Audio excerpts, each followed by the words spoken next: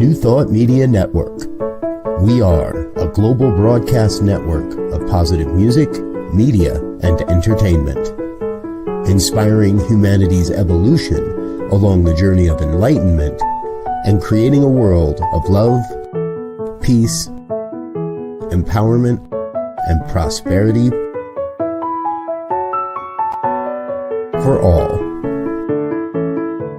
New Thought Media Network.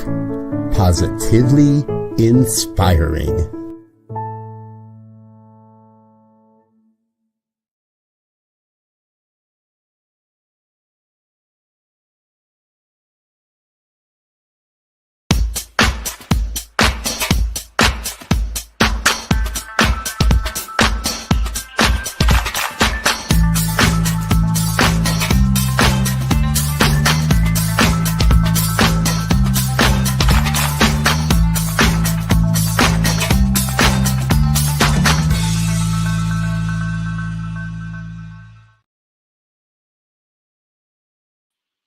Why, hello, it's me. Yes, me, Bonnie Gonzalez, your doula for grief. Oh, it feels so good to be here with you again on this Monday morning. Oh, I'm just welcoming each person. I'm welcoming those people that are joining for the first time. I want to say thank you for joining, and I want you to know that you have come to the right place to begin your journey, healing from grief. And if you're returning, I'm so honored that you're continuing to be with me. So thank you, thank you, thank you. And just a little bit about me. I am a grief coach. I'm a registered nurse. I'm also a religious science practitioner and a licensed soul collage facilitator. And as I always say, another human being right here on the planet with you at this really auspicious time. And what I am doing now is I am continuing to move the needle on bringing grief out of the shadows of our lives and bringing it right smack into the middle of our lives.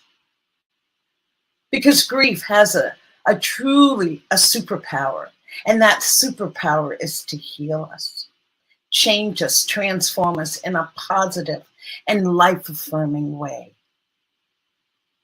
And I feel, and not feel, but I know there are three things. Grief needs to be heard. Grief needs to be validated. And grief needs to be shared. We humans are social creatures, and we can't heal in isolation. That is for sure. And so with that, I just want to get our conversation started today. I have a beautiful guest that has been on before, and so excited to have him back, Dr. Bob Dean. And before I bring on my beautiful guest, I just want to do a reading that was sent to me. I apologize because I don't know who sent it. I just know that it resonated deeply in my heart when I read this. And the reading it says, in the Lakota Sioux tradition, a person who is grieving is considered most holy. There's a sense that when someone is struck by the sudden lightning of loss, he or she stands on the threshold of the spirit world. The prayers of those who grieve are considered especially strong, and it is proper to ask them for their help. You might recall what it's like to be with someone who has grieved deeply. That person has no layer of protection, nothing left to defend. The mystery is looking out through that person's eyes. For the time being, he or she has accepted the reality of loss and has stopped clinging to the past or grasping at the future. In the groundless openness of sorrow, there is a wholeness of presence and a deep natural wisdom. And that was written by Tara Brach. And when Dr. Bob Dean comes on, he'll share his experience around that very tradition. But first, let me give him his accolades and praise and bring him on and thank him for his yes, for being with us today to really impart some of his words of wisdom around grief. So, Dr. Bob Dean, I should say Reverend Doctor, Reverend Dr. Bob Dean joined the Center for Spiritual Living Midtown after serving as the professional educational manager for Centers for Spiritual Living and president of Holmes Institute in Golden, Colorado. A religious science minister, wow, since 1995. He looks so young. Dr. Bob received his ministerial training from Kennedy Schultz there in Atlanta. He served centers in Florida and California before spending 10 years as senior minister for the Greater Philadelphia Center for Spiritual Living. He brings a rich background in ministry, having been first licensed as a Baptist minister at the tender age of 19. His interests cover a range of spiritual traditions and philosophical systems of thought, sometimes referred to as a weaver of spiritual traditions. Dr. Dean understands the science of mind teachings of Dr. Ernest Holmes, as the lens through which all others can be understood. He brings a deep belief in principle as presented by the science of mind, along with his wisdom, his humor, and his love for ministry. Thank you so much for being here. I am just standing in gratitude for your knowledge, for your wisdom, and for your willingness to share. There's nothing like having wisdom, but if you don't share it, what is it for? So welcome. Thank you.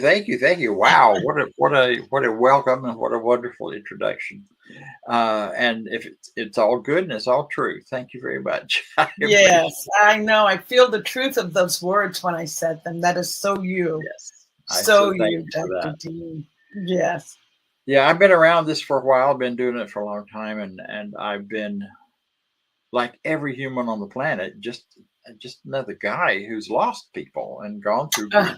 I know a lot of how that feels, and I have been committed for most of my life, all of my adult life, to understanding all of these dynamics and understanding them in light of the higher, bigger, larger stories, the stories of spirit, the stories of life, the stories, the way it moves in us and through us, and trying to make sense of it all. Yes.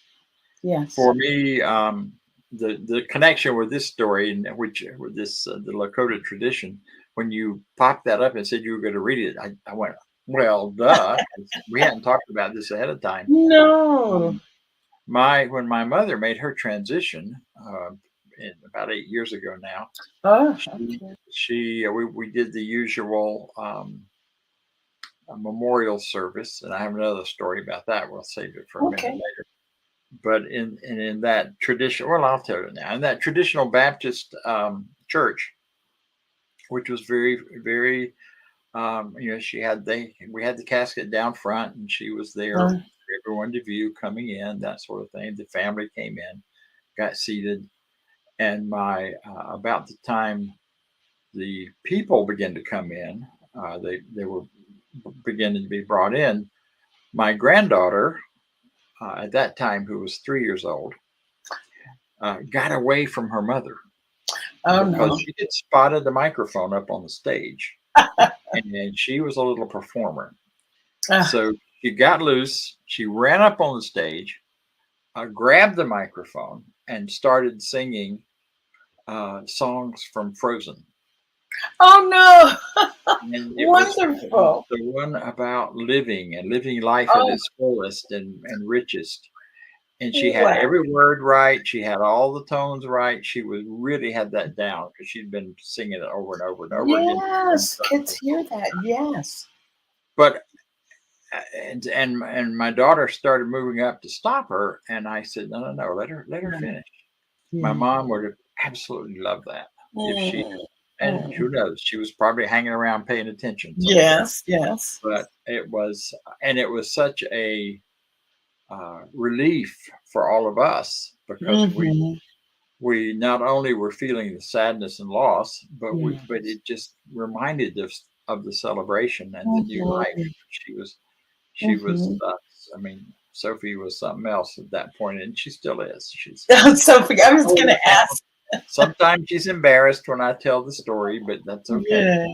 The regret I have is that no one thought to pull out their phone quickly and record it, but it's okay. You know, it's recorded for all of us in time. You know, and that's just one of the gifts of grief.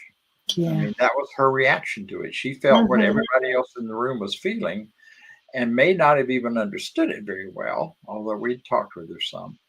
But at 3, you know, but she bolted on the stage and made us all feel better. It was I think that's the beauty of having children around when you're grieving. They keep you in the moment. That little Sophie running up reminded everyone that life is to be lived. Life does move forward. And just because we can smile and laugh doesn't mean we loved mother any less. No. Yeah. So yes. So thank you to Sophie for bringing it full circle, which I'm sure she probably still does bring things full circle. Oh yes. Especially if things are too serious. She's the one to lighten it up for us. The connection there with the Lakota part of that is, and Mom would not have necessarily approved of this had she known about it. But I have been steeped in that tradition now for 20 years, 25 years, something like that. And so when I got back home to Denver, it just you were in Denver. Complete. It occurred to me that what I needed was a sweat lodge and a sweat lodge experience. So I spoke with a friend of mine who's a pipe carrier and dances at the Sundance, does all of that.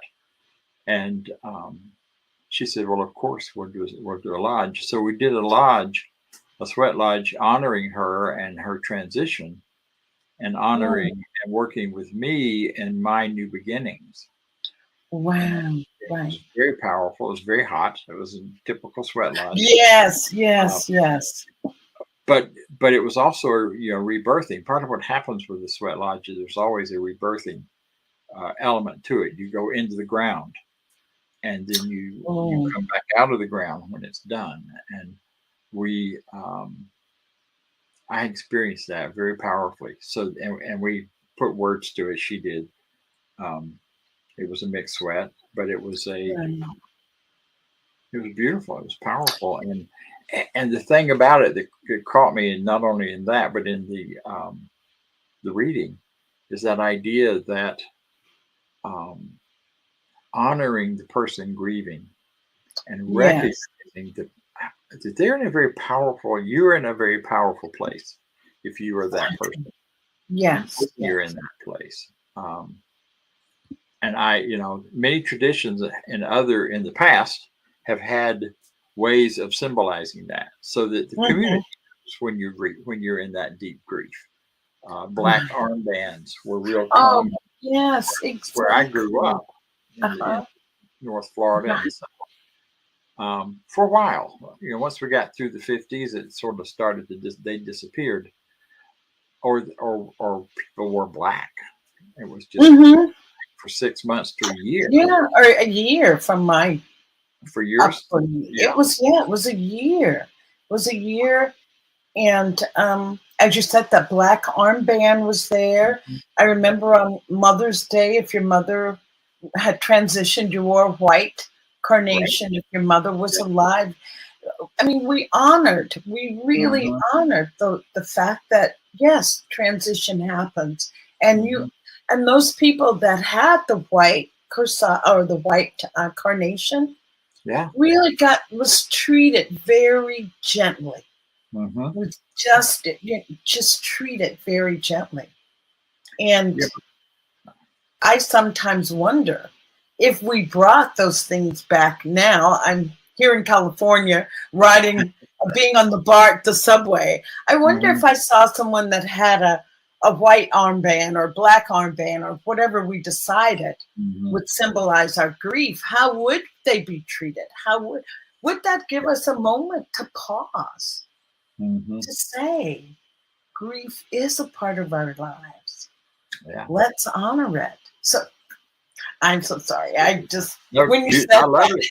That's why I love talking with you, because it goes back and forth. I don't have a prepared speech. I'm going by how I'm moved as well. Yes. Yeah. One of the things that makes me think of what you just said is that in the absence of that, in the absence of those traditions, like I did in Denver, we really have to create our own rituals, our own ways to symbolize that. I still wear a white carnation on Mother's Day or a white flower of some kind, just because it's a way to remind me and to honor her and honor the fact that she's not with us anymore. Yes. And it's important because when these anniversaries, when they roll around, people get often feeling the grief, feeling their losses, and not even realizing that's why. Especially after years go by, and you may not remember that. Well, this was the date that Grandpa died or Mother died or whatever. And then suddenly you find yourself in feelings that you don't know where they're coming from. Yeah, exactly. It's like the rug's been pulled from under you. Like, why am I suddenly feeling this? Like, what's going on? Yeah. So many traditions honor the ancestors and they honor their passing, and we in the Western cultures have lost that, I think.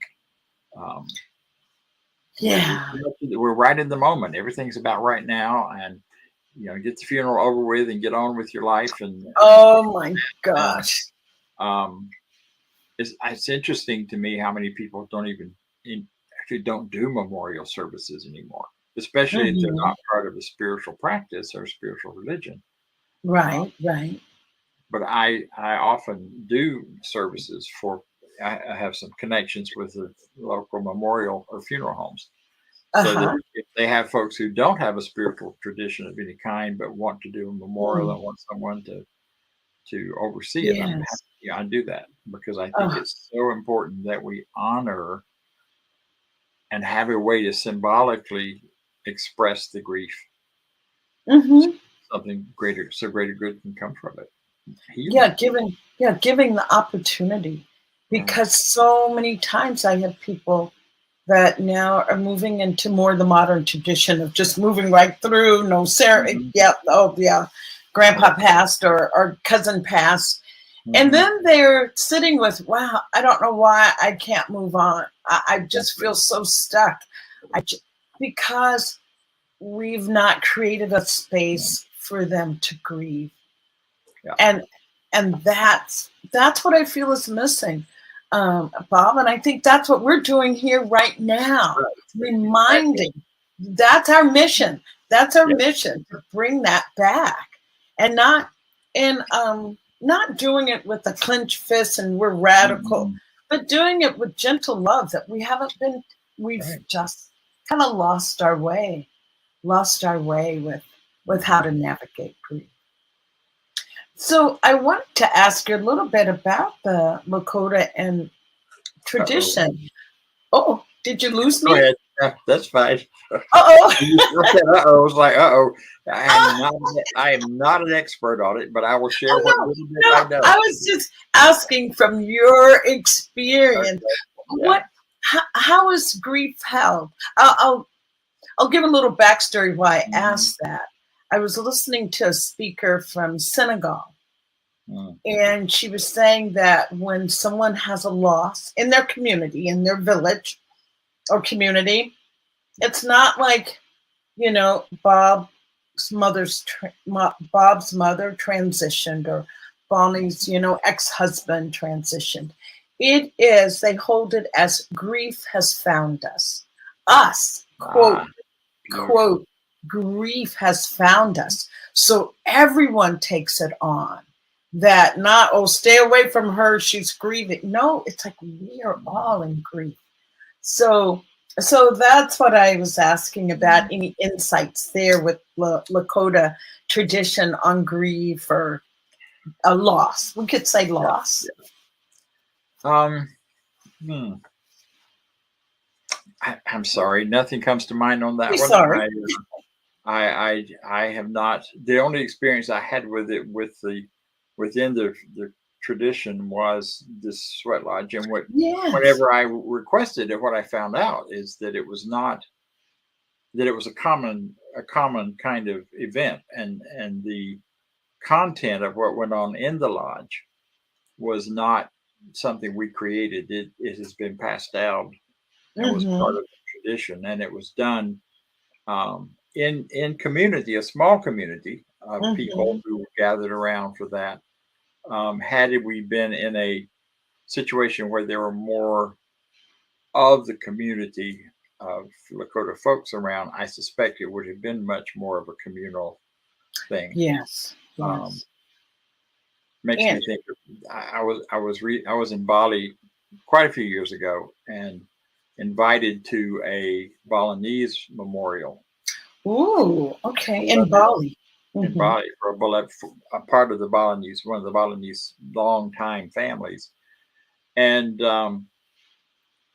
I declined because I was only there for 2 weeks. And this was a celebration that went on for about a week, where they came together, they prepared food together, they did all kinds of rituals around the loss, they told stories, they did music. I mean, I heard about it. I didn't participate because to do that, I would need to have committed to be there the whole week. Oh, I see. So I wasn't available for that. But it was a rich tradition that's well established over time. And again, the idea is to really honor the people left behind in their and honoring the path the person on their spiritual journey has already taken as they leave this physical thing. So so I do think there are lots of those kinds of traditions. And again, we used to do more here in the US with time out of school, time away.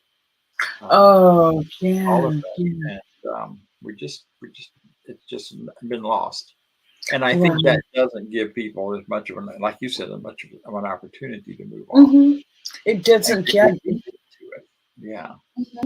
It doesn't create the space. It doesn't create the space or give that person permission to really grieve.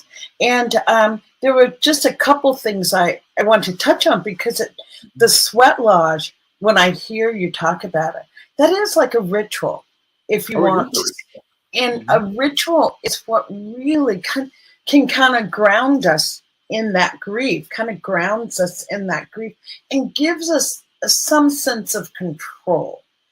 And I feel that with grief, that is one of the things we struggle with, that sense of no longer having control. Anything can happen at any time, and oh my goodness, that deep breath and holding it like, oh, I better not breathe again. So with that in mind, I wanted to ask you about the actual moving through the sweat. Did anything come up, or is it too personal? Is it what happens in the sweat stays in the sweat? I don't want to be disrespectful. Only because I'm not clear enough about what those boundaries should be. Yes. That it was very personal. It was also very transforming for me. It was a dropping and leaving behind and a rebirthing. Yes. There are basic practices that are part of that that I'm not equipped or allowed really to disclose. Yeah. But I would say it was very nurturing. It was beautiful. It was easy. It was very meaningful to me because I had done sweats before and a lot, and I really appreciated the whole process of that, where you do enter an altered consciousness while you're there, while you're in it. And yes, and then in that altered consciousness to experience the other dimensions and other ways of thinking and feeling and being that really allow you to connect and release within the spirit world and the world of those who are not physically present with us anymore. Yes. And that was beautiful. Yes. And I think you use the word that I use often with grief work. It is transformative. Grief is transformative. I feel that grief cracks you open in a way into a depth that nothing else. There are lots of losses that we can speak of, but that loss through death really cracks us open. Yeah. And well, we get to face our death in the process of that. You know, their death brings our mortality, physical mortality at least, right up into our faces, into our experience. Yes. And to do that, it pushes us up against what really matters. What are your values? What are the things you're really living for?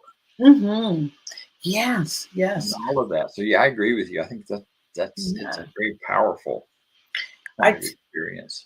Yeah, I think let yourself have it and don't just mask it over. Yeah. Right. Or don't. What is the word I want to say? I'm trying not to use "don't" so much and keep it in the affirmative. So I just would say I would invite you to lean into that, lean into the discomfort, even if it's just for 2 or 3 minutes when it comes up, not to swiftly turn and go the other way, but to just lean into it just for a few minutes, and as long as you can. For me, when a death or grief comes up, for the question that comes up for me is, am I living the life that I want to live? Am I doing what I want to do? And if not, why? What's the barrier?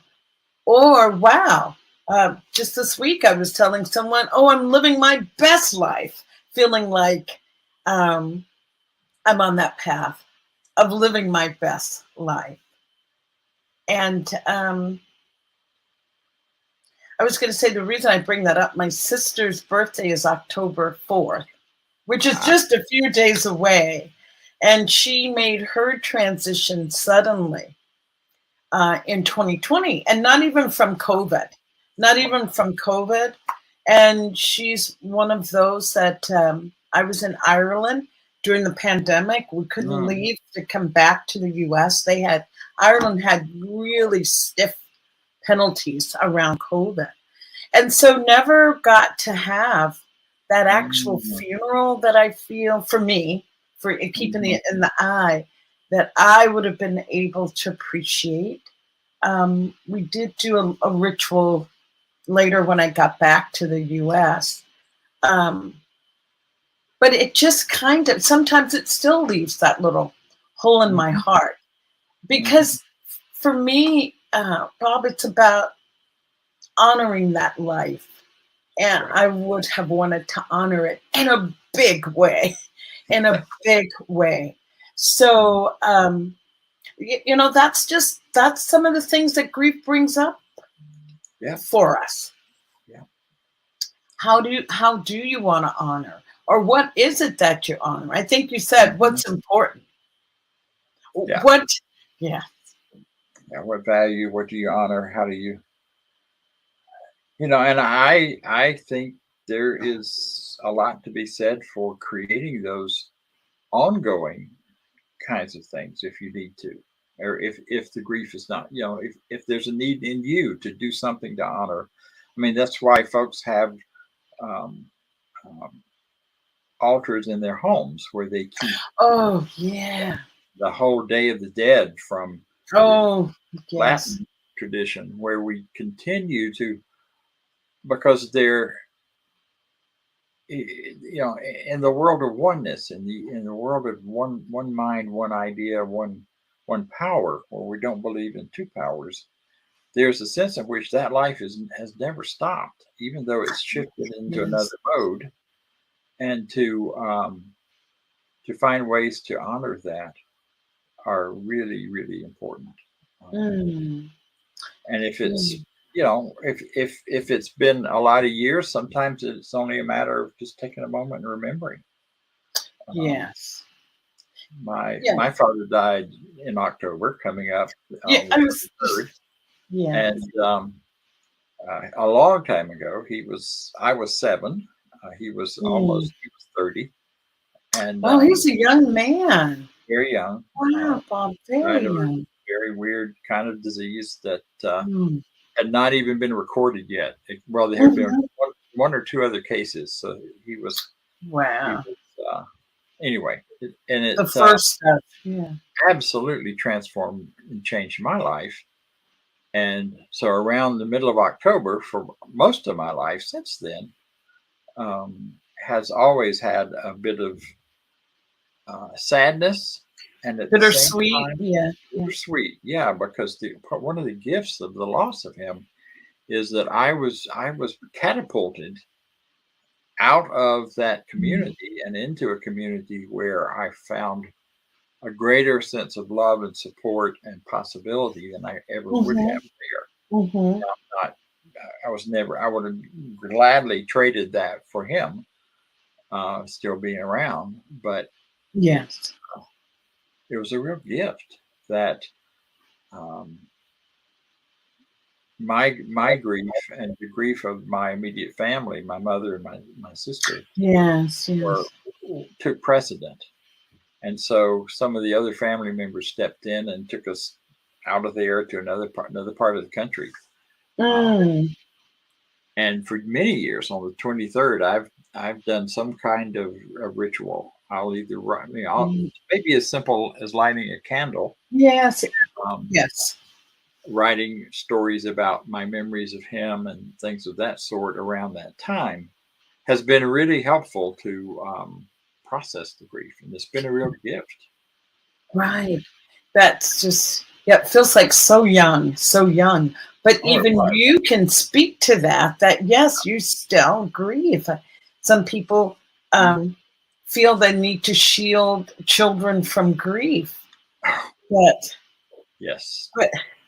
I mean, really, that's one of my pet peeves. I'm glad you brought that up because you mentioned it earlier, and I wanted to come back to it. Not allowing children to participate in memorial service, to me, horrible disservice. My father died when he was out of town. He was in another city, another state, where he was in the hospital, and he made his transition there. He died. They brought him back by train to where we were.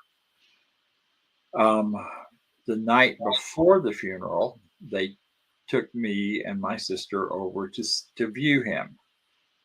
And all I could think is, that's not my father. He is because the makeup was so extreme. Yes, heavy. And heavy. He had these gorgeous red lips and rouge. I mean, the person that did the makeup and had good intention, but it wasn't natural even a little bit. Mm-hmm.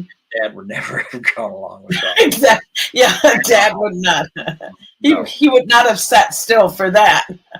And it looked so waxy and artificial. And, you know, they whisk us in and then whisk us out pretty quick. And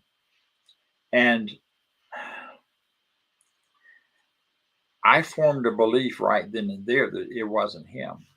Oh, so you thought your father had not died. There had been a trick played on all of us that he wasn't dead. I was not allowed to go to the funeral. My sister wasn't. The message they said to us at the time, and it was all well-meaning. It wasn't yes, done out exactly. appreciation and love and understanding, but from their point of view, it would be too upsetting to my mother to have me there. And so they weren't sure who would manage the children and all of that. So, so I didn't get to go.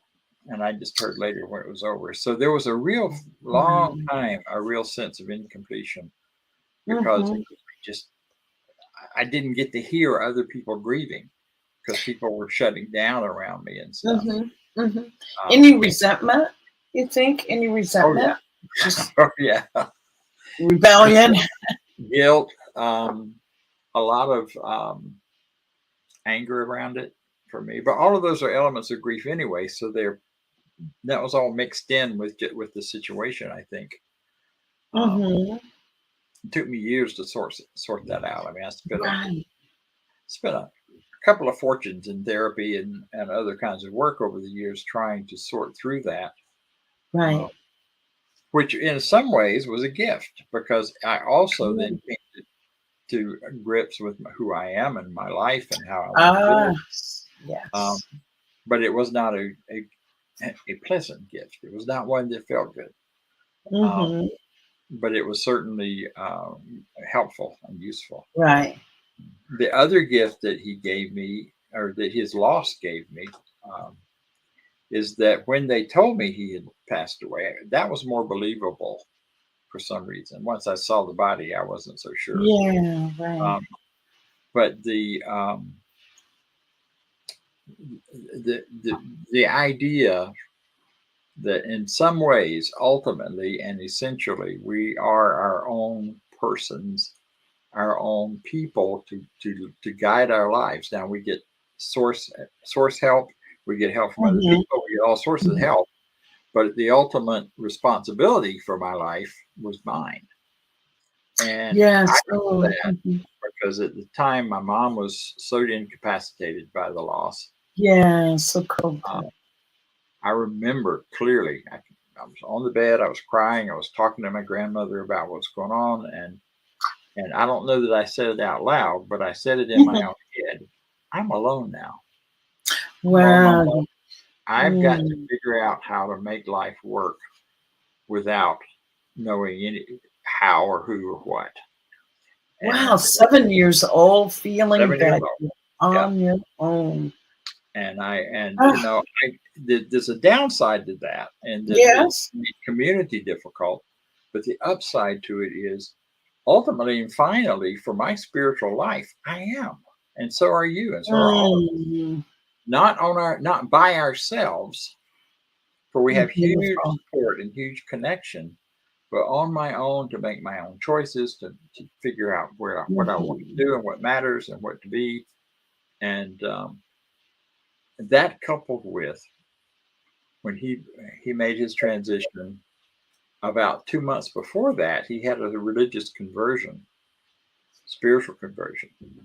And right after that happened, it was a church, he got baptized, did the whole thing.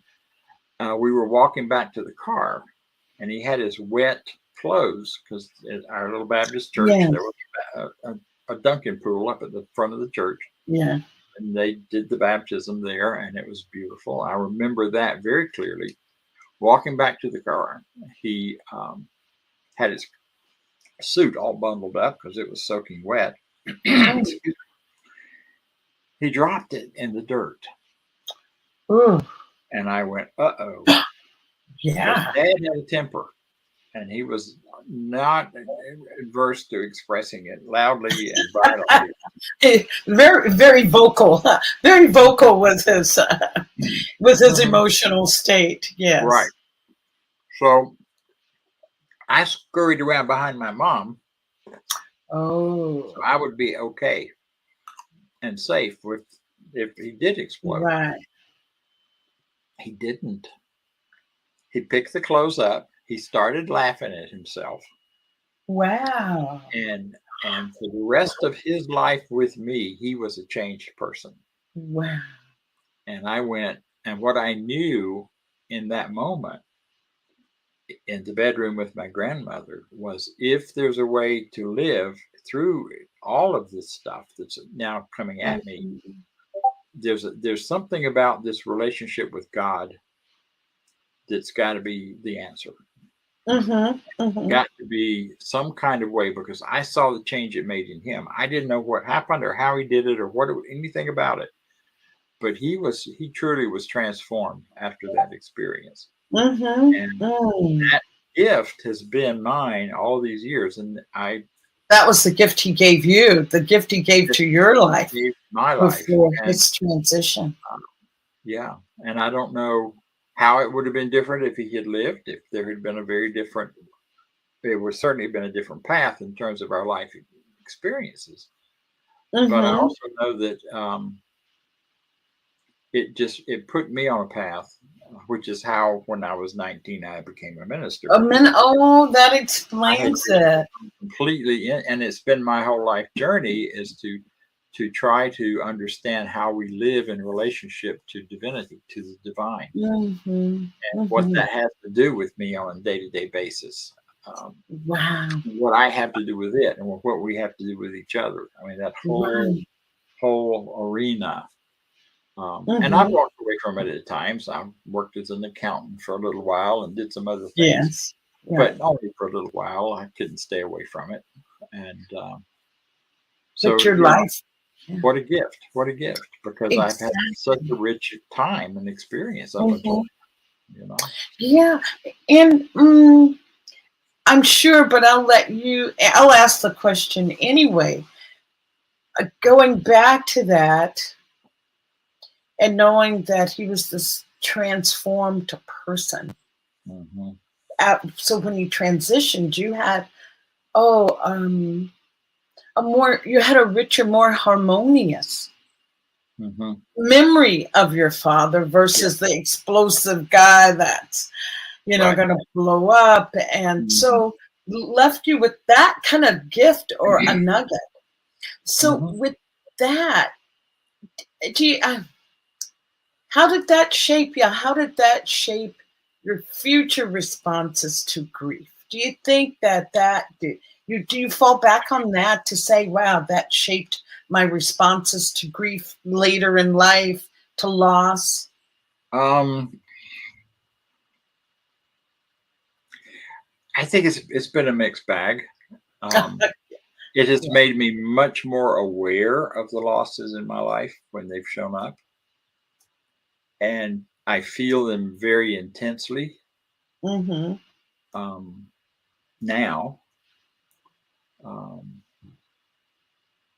Because the other part of this is that, no, that's still true. I feel them very intently. There was a period of time when I tried to shut it all down, but at one point I was working with Louise Hay in a workshop. A little name dropping, are we? We are name dropping because she was. I love it. Seminar, and I happened to have the opportunity to be there, and she had us close our eyes and kind of go into a meditation and bring the person that you have the most unfinished business with to sit by the campfire. She had us imagine we were sitting at the campfire. And bring this person in, and my dad walked in, and I'm like, "What? What do you mean unfinished? Who invited you?" Huh? Exactly. And she said, "Now ask this person how you could love them more. No matter how difficult the relationship might have been, how could you love them more, rather than how could they love you more, or what they should do, or any of that. And he said, I can hear his voice clearly. He said, tell the truth about us. Mm. And I went, okay. What that was about was a lot of the horrors that happened in between us prior to his conversion and his death. I had stuck with the conversion story as the only truth about him, and had blocked out in my own life all of the hurt and pain that had led up to it. Mm-hmm. And what I got from that is loving and honoring him is also loving and honoring and walking into those painful, difficult experiences as well. Right, the truth about the relationship, as he said. And that's when my real personal healing started to happen, from the grief, because I had been grieving and doing rituals and doing all kinds of things over the years, but I had this stuck story about how I lost this wonderful guy. Yes. I got to begin to say who the real person was to myself and to others, and processed it through a grief group and through some other group kinds of experiences. So, and I tell that story because I think it's really important that too often, right after, especially in the early days, once when the denial stuff, bargaining, our tendency is to only see how wonderful they were. But the truth is, we all have other kinds of relationships with people. Yes. And to honor those as well is telling the truth about it rather than pretending. And I so appreciate that. I so appreciate that, because I want others to hear that, to know that. Here's what I say. I say grief is messy. I don't care who grief is just messy. It's messy. I could be very raggedy. Grief is just messy. Grief is messy. It is messy.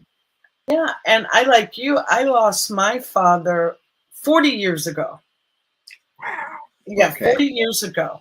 And so with him being gone, I mean, my father, I'll put it this way for my dad, he has been more of a father after his transition than he was before. My father was, I'll just say, emotionally unavailable. He was just emotionally unavailable, struggled with some addiction. But after his transition, my father's visited me in dreams, and it's just brought me gifts and just reminding me that he's there. And so the truth. So I can just be the same. Oh yeah, my dad visited me all the time, and blah, blah, blah. But I could talk about when I was a little girl growing up, he wasn't available. Made me feel that I was, being a child, I took it on as me. It must be me. Something's wrong with me, that he doesn't like me. So, but with that said, Bob, now I can embrace all of my dad, the good, the bad, the ugly. Like I said, grief is messy. And sometimes I can get right in that melancholy state of, I wish, but now I lean into that. I be with that, because I know the more that we allow ourselves to be with our grief, the more we know that we can move through it. Right. That we can hold both, as you said, holding the truth about your dad along with the good stuff too. Yeah. Yes. Yes. And one other part of your story I really love and want to point that out too is that adults in our lives teach us a lot, and they teach us how to grieve. Yeah. And when I do my workshop, I ask that question: how did you learn to grieve? Yeah. Who taught you to grieve? And if you don't grieve, that's okay too. Just explore that. Let that be another one. Oh my, I'm still back with Sophie teaching everybody at that funeral. Yes. To be I've often wondered what once we were gone, because I've been gone from that community for a very long time. But once the funeral was over and we had gone on to the rest of our lives, what kind of reactions and stories were floating around among the folks who were shocked by what they saw? And our family, it was like, oh yeah, okay, good, let's celebrate. But, exactly. I'm sure there were some folks who were a little more not quite sure how to judge it. But yeah, it's a great story. I love that, and I love her. Oh yes, I'll remember that. She just got up there and sang Frozen, which, as you said, was about life. Let it be. Let it be about life. Yes. Let it be. Let it be. Yeah. One of the other gifts of grief that I like to think of is resilience. Yes. And I'm sure in your ministry that you've seen some really devastating losses, and see that people are able to really move through it and come back. If you just a few minutes, a few words about the resiliency of grief. Or the gift of resilience born from grief. Right. Yeah. My favorite, actually, my one of my favorite thoughts about that. Now, I may have talked to this last time, but in the movie, we could hear it again. And the play Steel Magnolias. I don't remember. Refresh my memory. I will compare. Oh, good. So maybe I didn't. After the young woman in the movie is has advanced serious diabetes.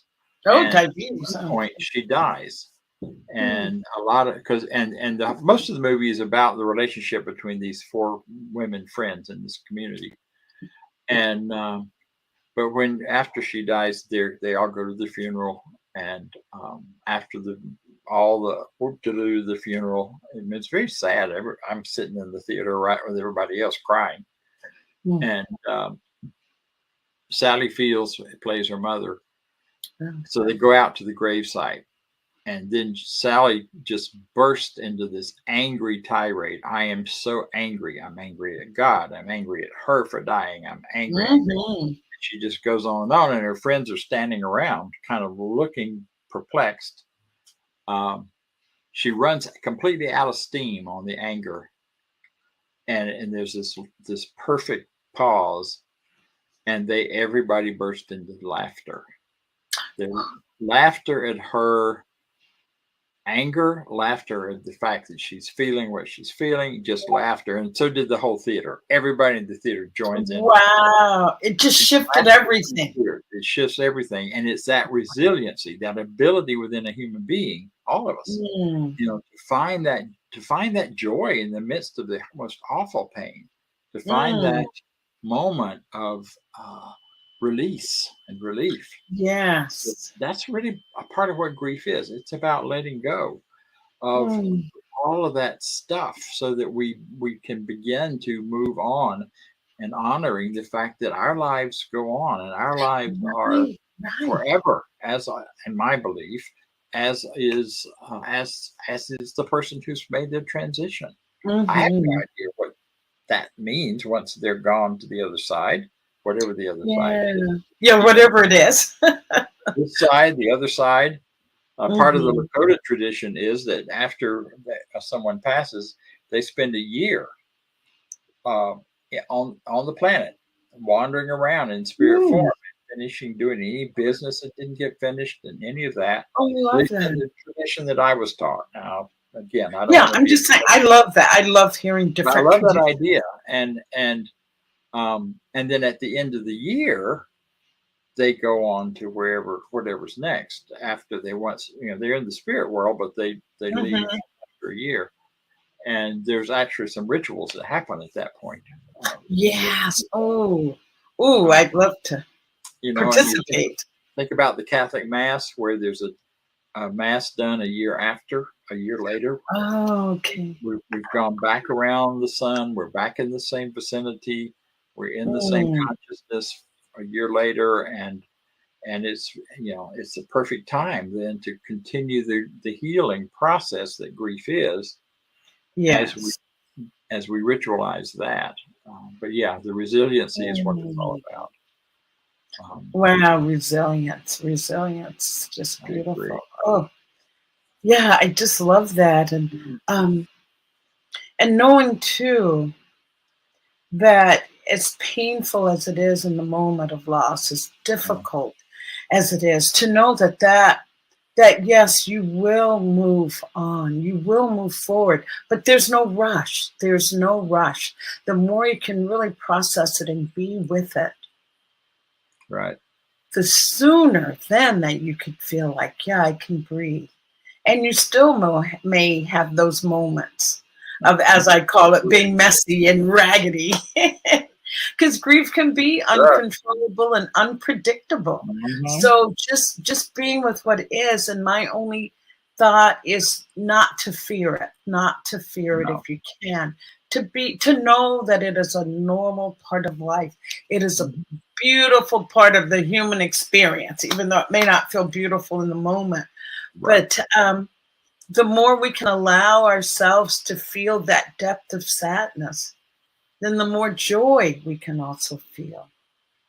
If we're busy closing off from pain or hiding from it, you're suppressing down the good feelings as well. Right. So that's what I offer. Right on. Bob, is there any? Yes, I can't believe that our time is ending here. Is there any other thought that you'd like to close with for grief? A gift of grief that maybe it's given your life? Sure. Well, it's not just about grief, but it's about all things. There's a quote, and I don't know who said it the first time. I've heard all sorts of versions of it, but it's one of those that has become a guiding piece of my life. And it was, I did not know the quote or the idea back when I was 7, but it's exactly what happened. And it has guided me many years since then. And that is that when you come to the end of the light that you have known and step out into the darkness, know that your foot will either find solid ground or you'll fly. That's my parting thought. Thank you. Oh, I'm just feeling into that, my friend. I'm feeling into that. So you will either find solid ground or you will fly. Yeah. Grief does invite us to be courageous in that way. And I thank you for that. That beautiful, just beautiful. And what I'd just like to leave our guests with, our audience with today, is just don't do grief alone. Don't do grief alone. Reach out. There's, friends, there's clergy, there's support groups. Just don't do it alone, so that you can find your own gift of grief. And I just ask you in the closing to go and look at yourself in the mirror. Look at yourself in the mirror and just say, what do I need today? What do I need today? And follow whatever that is. Thank you, and thank you, Dr. Reverend Dr. Bob Dean. Oh, just a beautiful light here on the planet. And I'm so glad that you're continuing to just shine your light even brighter. I know you have some big changes coming up in the future, and I want to have you back and talk about that. Talk about what's next, and talk about moving on to the next chapters of our lives. And there's a sense of grief or leaving behind. So you're welcome back at any time. And let's make it soon, though. Thank you so much. Thank you. Ciao. All righty. Bye-bye. See you next week. Bye.